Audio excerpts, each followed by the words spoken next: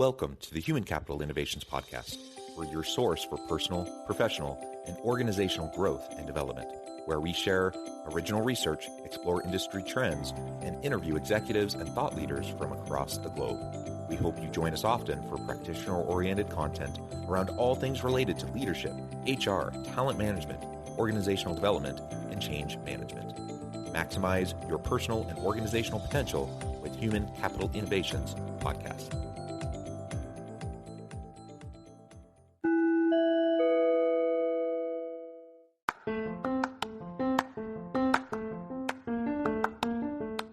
If you enjoy the Human Capital Innovations Podcast, enjoy ad-free listening by going to the Patreon page, and please consider contributing even at the producer or sponsorship level. And please leave a review.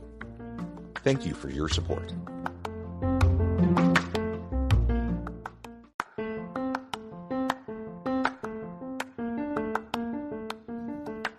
Welcome to the Human Capital Innovations Podcast. In this HCI Podcast episode, I talk with Judith Carlson about creating spaces that accommodate a neurodiverse workforce.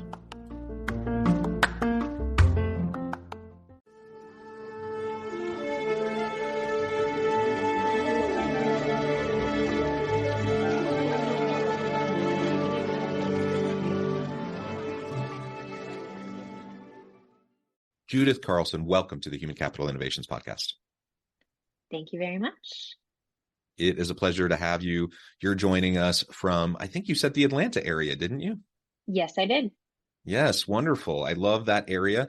I first visited Atlanta the winter before the Atlanta Olympics back in the 90s. So that was my very first time as a teenager. I loved the city then. I've loved it every time I visited since. Pleasure to have you. Today, we're going to be talking about creating spaces that accommodate a neurodiverse workforce.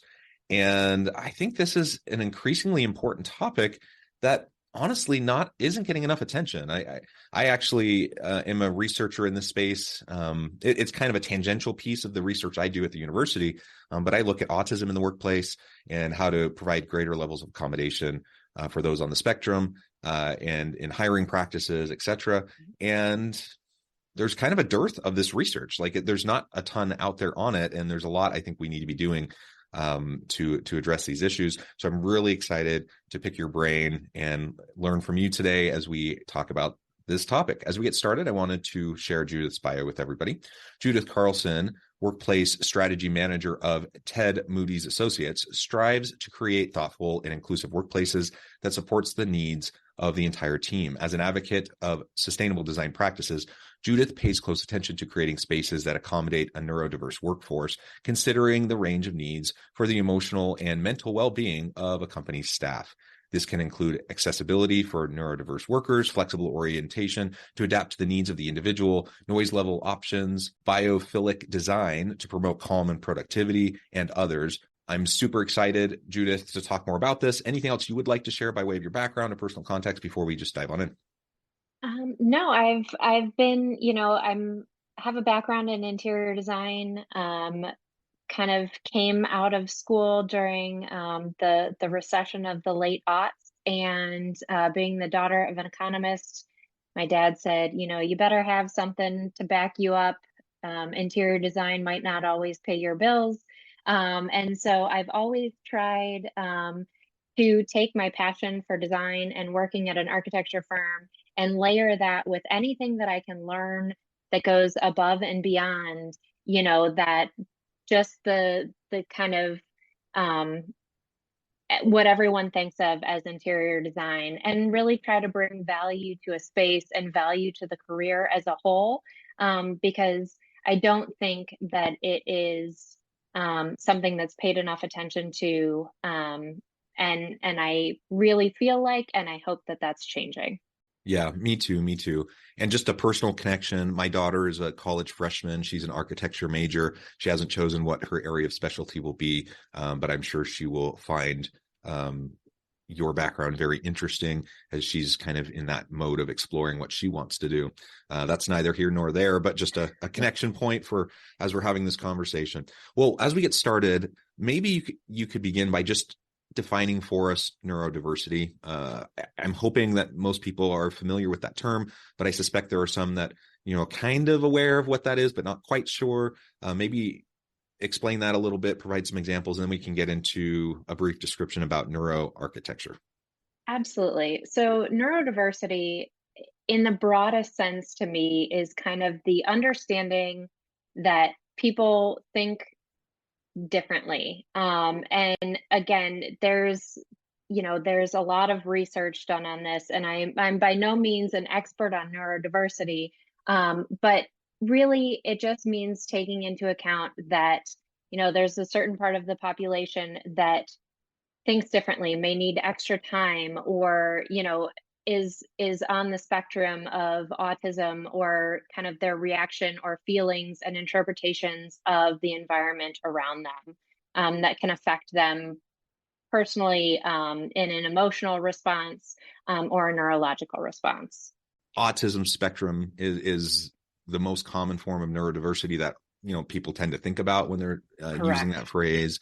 But it really is a wide spectrum. There's a lot of different kind of, what would you call it? There's a lot of different ways that people function within a neurotypical world, and so finding ways that we can adjust workspaces, workplaces, and work design generally to accommodate what really is an increasing number of people that self-identify on the spectrum. I think it's going to be to the benefit not only of those individuals, of course, but also to their teams and to the organizations as a whole. Absolutely. So I use this experiment, or this explanation, quite frequently. My daughter just started kindergarten, and she goes to a school that is very, thought forward about all of this. And in her kindergarten classroom, there are 3 different table setups. There's a tall standing height table. There's a table with, the normal chairs. There's a circular table that has these small cushions on the floor. And every morning the kids start out on the rug, for their morning meeting. And then the teachers explain what's going to happen next. And they say to the children, find a space that you feel comfortable in order to do this next task. And they are free to choose any of these 3 settings, as well as, whatever other space that they might feel most comfortable with inside of the classroom. And I think it's the most brilliant idea to set these young children up with the autonomy to be able to select spaces where they feel that they can be most productive, and where they feel most comfortable to accomplish whatever task is happening. And, they're able to move throughout the space freely. So if they choose a space that isn't necessarily conducive to what they want to be doing, they're able to move, and they have that choice in doing that. And I think it's so important to really think about that, and provide everyone, those neurodiverse who identify, those who don't, just spaces in which they feel comfortable and able to be a productive member of an organization.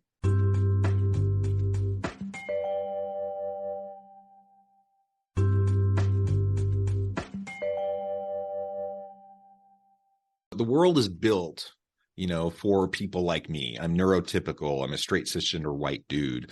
And, I have all the layers of privilege. The world and the systems in which we function were built for people like me. So whether we're talking about neurodiversity or any other form of diversity, race, gender, ethnicity, whatever, you can name all the different things.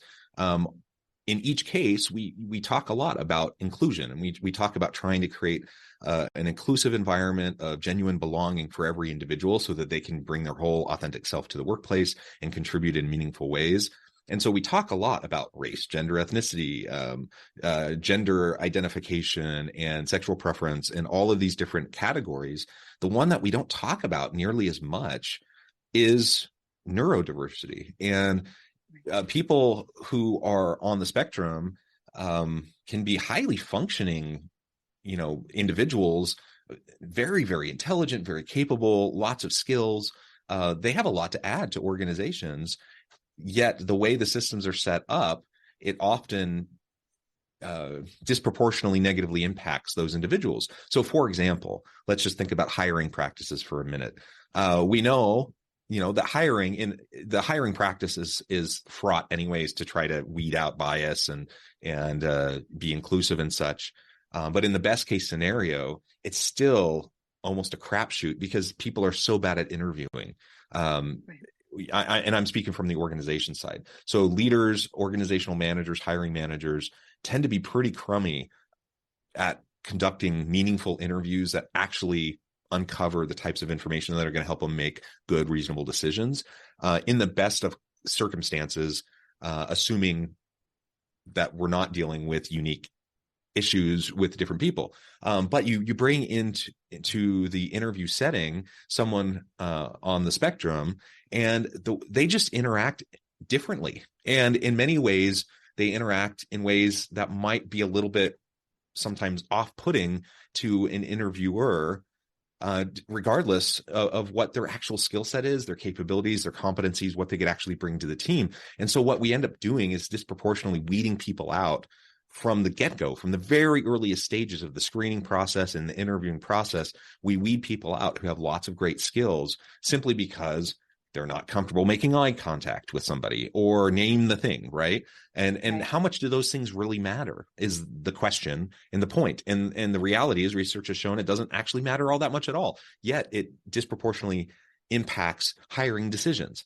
And that's just one little example. Once someone jumps through those hoops and they actually get hired and they're working in an organization, now there's all these other obstacles and roadblocks they're going to have to navigate to try to find success in that organization. And it's not easy.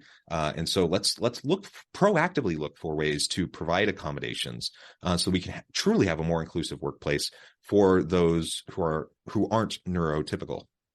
Absolutely. And I think, a lot of that goes into the design of a space where, you're interviewing or creating spaces that are comfortable for anyone, again, on the spectrum, or, anyone who is different from, a cisgender white man. I am, also obviously a cisgender white female and have been brought up with an immense amount of privilege as well. And it's thinking through, it's very difficult to think through taking all of those privileges away, right? But understanding and really empathizing with individuals on that end user level and what they may be experiencing by reading, researching, and kind of designing then spaces to support them even when they are coming in for an interview. So let's talk about a comfortable space, or how we would thoughtfully design a space for kind of someone on the spectrum coming into the office. And first, we would want to disarm them, right? We want to create a space where they're not coming in and feeling, bright lights shining on them, which may be a trigger. We want to make sure the temperature is comfortable. We want to make sure that, they feel very comfortable in the space and supported by the work environment.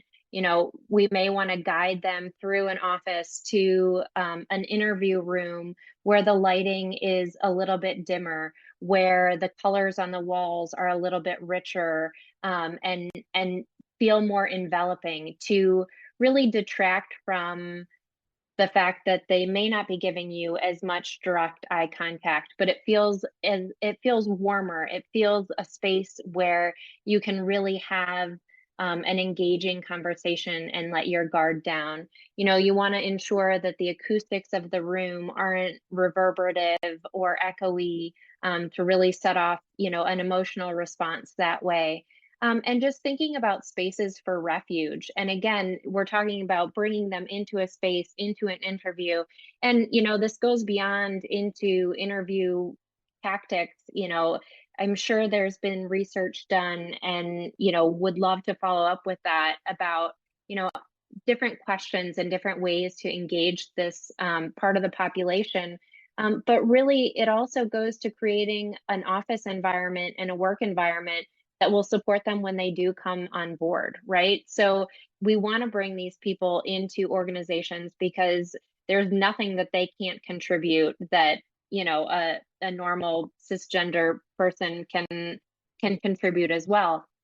And I think that that's really valuable. And providing spaces where they can feel comfortable during the day to work and be productive is also very important. And again, I don't identify as on the spectrum myself. However, there are areas and ways where I'm most productive, as I'm sure the same can be said for you too, right? So there's, I am not one of those people that can go into a Starbucks and get heads down work done and feel like energized by all of the activity around me. And my first boss at Ted Moodis was, he was the kind of guy where he amazing, just, but give him an active environment and he will produce the most, thoughtful, programmatic and workplace strategy programs you could ever think of. Me, I prefer either to collaborate with a team and sit with a small group of people and exchange ideas in a space where, that's the purpose. And then I like to go into, a focus area. It doesn't mean I can't have visual distraction, doesn't mean that there can't be light noise. But in order for me to focus or write and be thoughtful about my approach, I need to ensure that my level of distraction is not peaked. So, again, on the spectrum or not on the spectrum, we're all individual and have these preferences or ways that we work best. And it's so important today to design spaces to meet the needs of a diverse population of Yeah. human beings.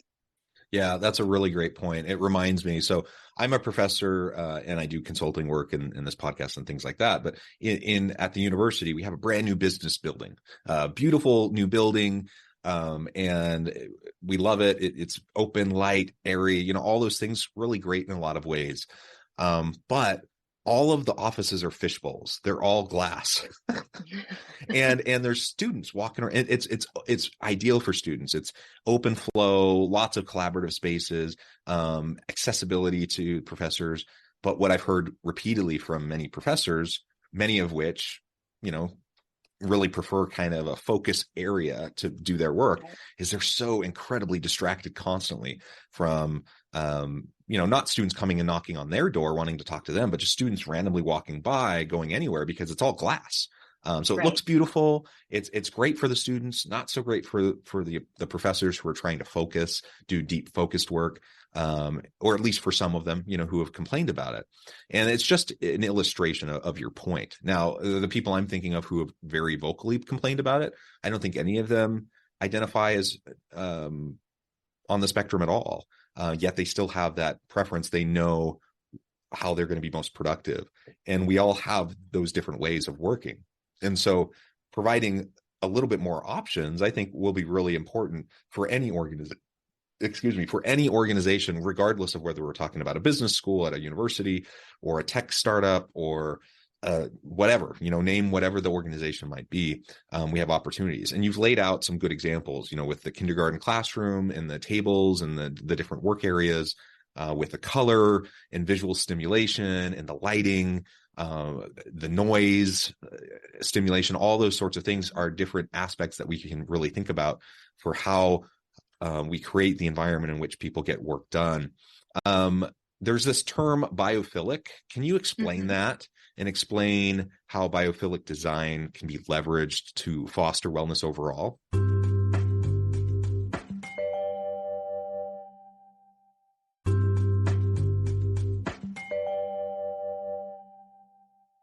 Absolutely. So biophilia is the practice of bringing natural elements and design into interior spaces.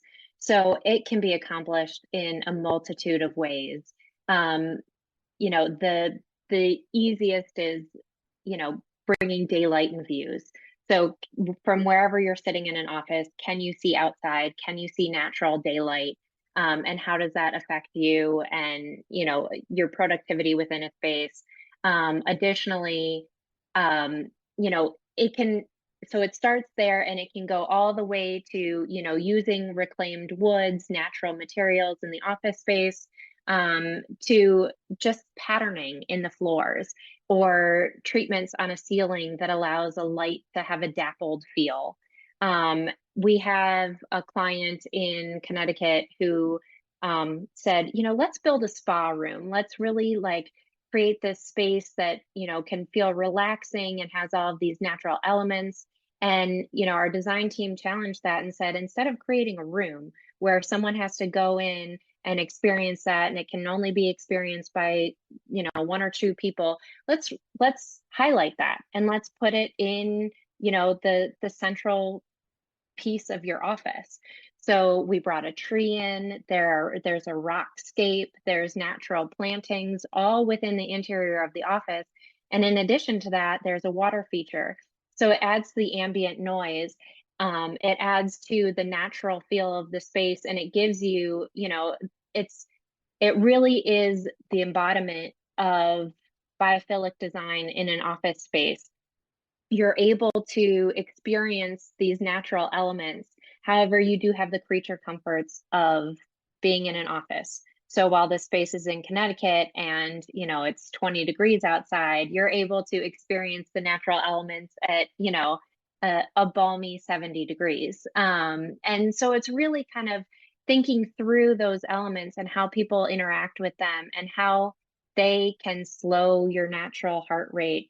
They can bring a sense of calm to a space, and leveraging that to increase employee wellness, employee engagement, and employee interaction. It becomes a space where people feel comfortable, and comfortable spaces, people naturally gravitate into those environments.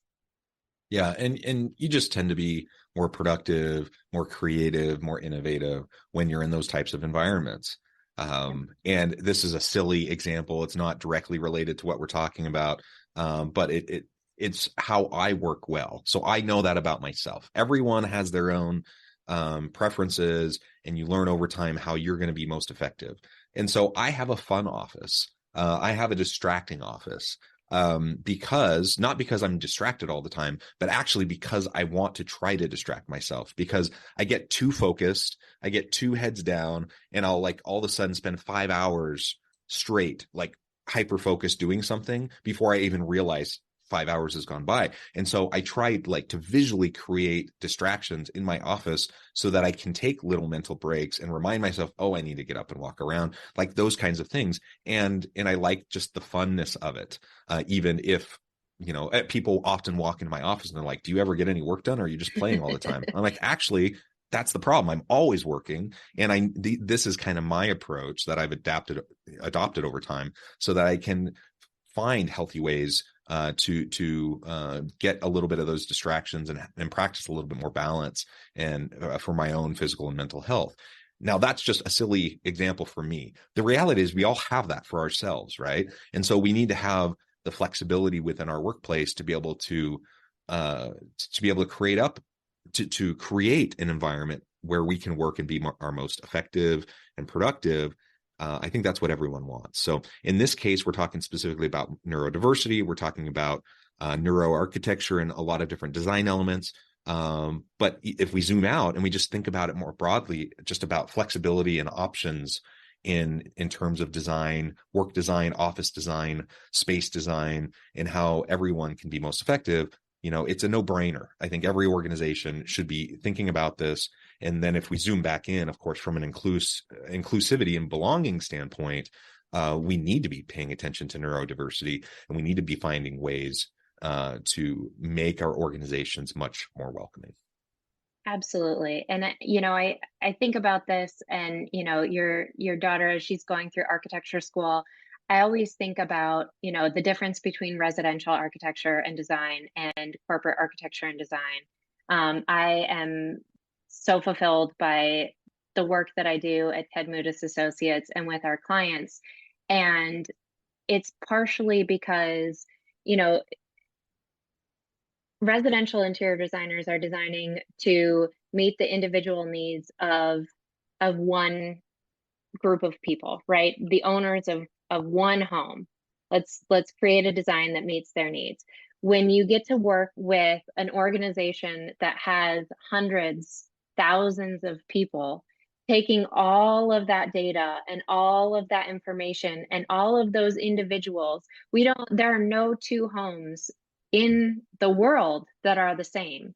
So how do we expect to create a one-size-fits-all office with a one-size-fits-all desk, a one-size-fits-all office to meet the needs of the entire population? And that's what makes this work so fulfilling and so wonderful, that you get to experience all of the humans that the world has to offer and help to develop space that makes them all feel engaged and productive and safe and welcomed. Yeah. Well said. Well, Judith, this has just been a real pleasure. I know at the time and I need to let you go, but before we wrap things up for today, I just wanted to give you a chance to briefly share with the audience how they can get connected with you, find out more about your work, and then give us a final word on the topic for today. Absolutely. My email address is jcarlson@tedmoudis.com. That's TEDMOUDIS. And our website is tedmoudis.com. And we are hopefully looking forward to producing a post-COVID document about what's been happening in the workplace that will be issued as a white paper in the near future. Wonderful. Thank you so much, Judith. It has been a real pleasure. I encourage the audience to reach out, get connected, find out more about what Judith and her team can do for you. And as always, I hope everyone can stay healthy and safe, that you can find meaning and purpose at work each and every day. And I hope you all have a great week. Do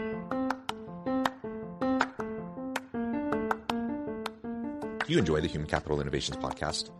Enjoy ad-free listening by going to the Patreon page, and please consider contributing even at the producer or sponsorship level. And please leave a review. Thank you for your support.